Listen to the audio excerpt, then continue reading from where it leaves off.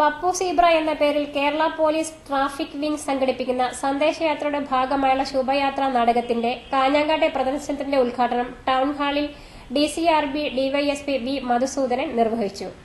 പോലീസിന്റെ ചെക്കിംഗ് ഉണ്ടാവുന്ന സമയത്ത് മാത്രം ആ ഹെൽമെറ്റ് എടുത്ത് തലയിൽ വെക്കും. ചെക്കിംഗ് കഴിഞ്ഞ ഉടനെ ഹെൽമെറ്റ് എടുത്ത് ഊരി സൈഡിൽ വെക്കും. അപ്പൊ ഇന്ന് രാവിലെ ഞാൻ കാറിൽ വരുമ്പോൾ ഞാൻ സീറ്റ് ബെൽറ്റ് ഇട്ടു. അപ്പൊ എൻ്റെ സുഹൃത്ത് ചോദിച്ചു, നിങ്ങൾ എന്തിനാണ് ഇതിടുന്നത്, നിങ്ങൾ ആരാ പിടിക്കുക എന്ന് ചോദിച്ചു. അപ്പൊ ആളുകൾ നിയമം അനുസരിക്കുന്നത് പോലീസിനെ പേടിച്ചുകൊണ്ട് മാത്രമാണ്.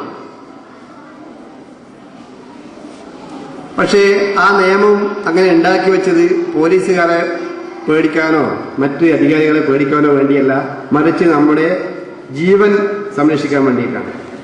നമ്മൾ ഹെൽമെറ്റ് വെക്കുന്നത് നമ്മുടെ തല കേടാവാതെ വീട്ടിലെത്തിക്കണം എന്നുള്ള ഉദ്ദേശത്തോടു കൂടി മാത്രമായിരിക്കണം. നമ്മൾ സീറ്റ് ബെൽറ്റ് ധരിക്കുന്നത് നമ്മുടെ ശരീരത്തിന് പരിക്ക് പറ്റാതിരിക്കാനാണ് എന്നുള്ള ഒരു ബോധം നമ്മുടെ ചെറുപ്പക്കാർക്കില്ല എന്നുള്ളതാണ് സത്യം.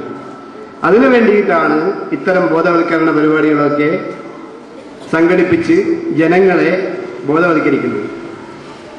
നമ്മുടെ നാട്ടിലെ നിയമങ്ങളുണ്ട്. അപ്പൊ നിങ്ങളൊന്നും ഈ നിയമം വായിച്ചിട്ടുണ്ടാവില്ലോ. Kerala motor vehicle rules, Kerala motor vehicle act ഇവിടെ ഇരിക്കുന്ന ആരും തന്നെ വായിച്ചിട്ടുണ്ടാവില്ല. അപ്പൊ നിങ്ങൾ ഹെൽമെറ്റ് ഇല്ലാതെ പോലീസ് പിടിക്കുമ്പോൾ നിങ്ങൾ പറയും, സാറേ ഞാൻ ആ നിയമം വായിച്ചിട്ടില്ല എന്ന് പറയാൻ പറ്റുമോ? പറയാൻ പറ്റില്ല.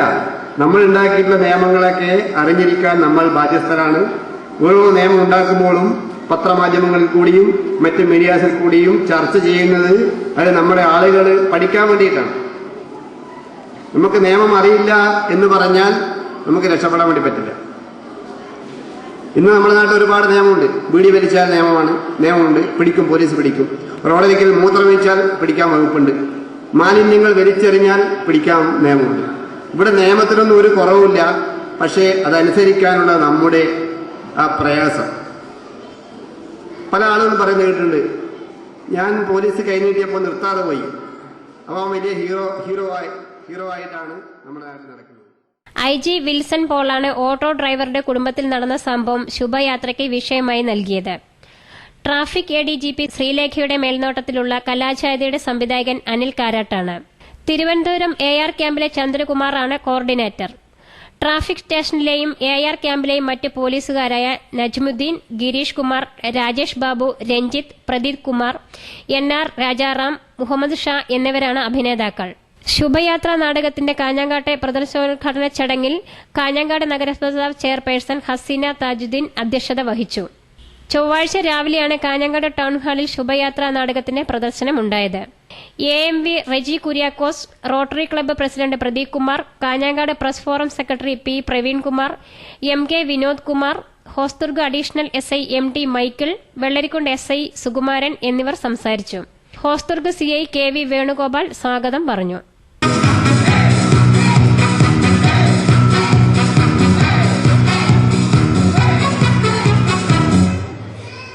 എന്റെ പേര് പപ്പു സീബ്ര. നിങ്ങൾ എന്നെ പപ്പൂന്ന് വിളിച്ചോളൂ.